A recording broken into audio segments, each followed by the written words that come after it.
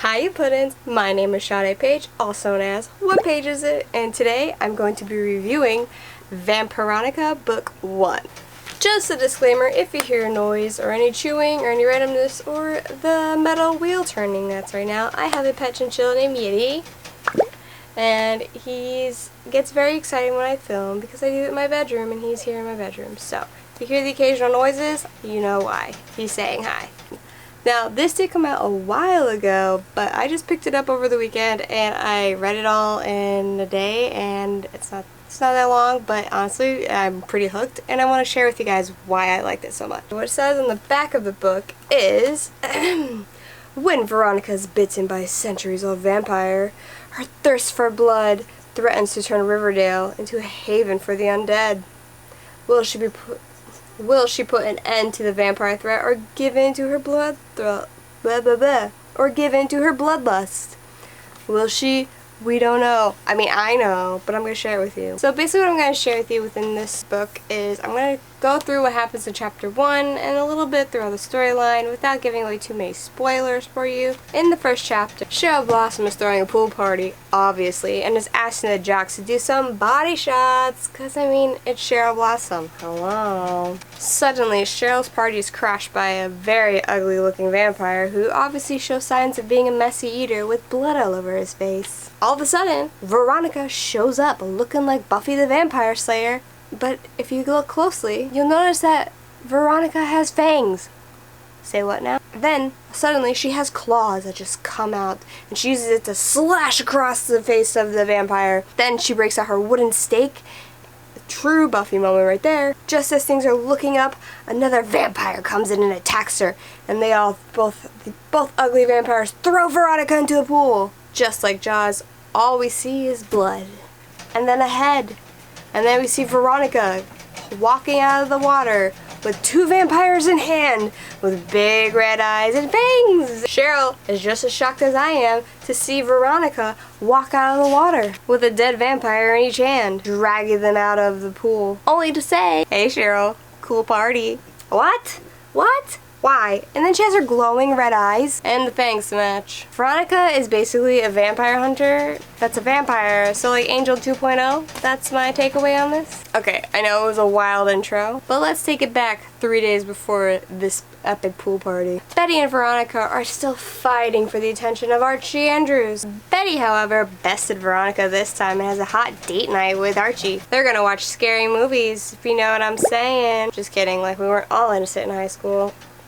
Anyway, jealous Veronica tries to play it cool and says how her and Reggie already have a hot date that night too. Veronica tells Reggie to pick her up at 6 o'clock sharp. She's trying to avoid her daddy's very boring work dinner party with some special guests. This is where things get bad. Veronica finds her parents dead in her father's study. I'm sorry, what? What?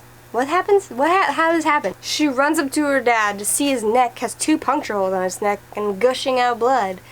All of a sudden, his creepy voice say, "You must be Veronica." Was that Dracula enough for you? No. You must be Veronica. Was that work for you? I don't know what that is. We're just gonna go with it. Honestly though, I would poop my pants if that happened to me. I'm out. I'm done. Gone. Out the door. Suddenly, this guy grabs Veronica by the throat. It takes a bite out of her. Veronica is a tough cookie though. She uses her fight or flight instincts, grabs a pen from her dad's desk, stabs the vampire in the neck as he's trying to drink her blood, and then runs off. Go Veronica, go. She runs out the door and speeds off in the car, only to hit Reggie head on in a clash collision where she literally just flies out the window. Like just flies out. No seatbelt.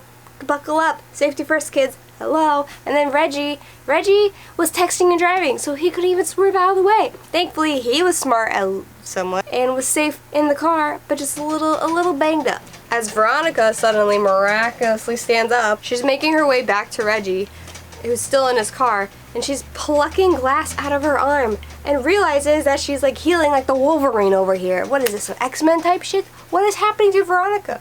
We don't know. Well, I mean, we know, but she don't know. You get what I'm saying. She tries to help Reggie in the car, but then once she smells his blood, she gets all red-eyed in the face, and then her teeth come out, and I'm just like, you know what, girl? I feel you. When I smell my food, I'm just like, give me everything. So I know what happens with the cravings when you smell the food that you just can't wait to eat. That's what happens when I have pizza. Game over. Don't touch my pizza. Do not go after it. It's gluten-free and I put pineapple on it, so you're really not going to go after it. Come at me. I dare you. Because literally, just give me the slice of pizza and I'll just go.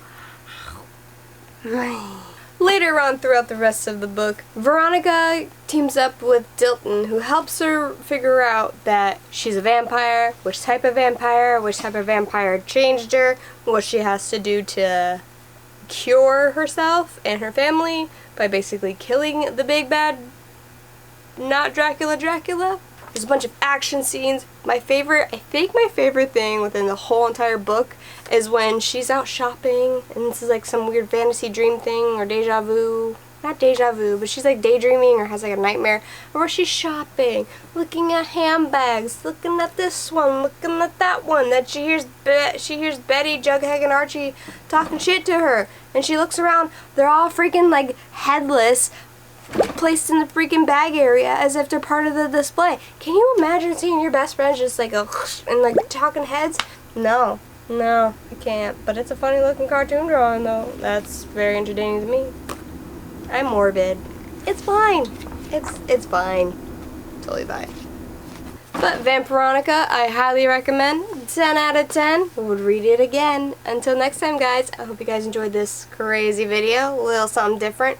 See how it goes. Let me know your thoughts, comments, concerns, questions, anything. I'll see you next time. Bye.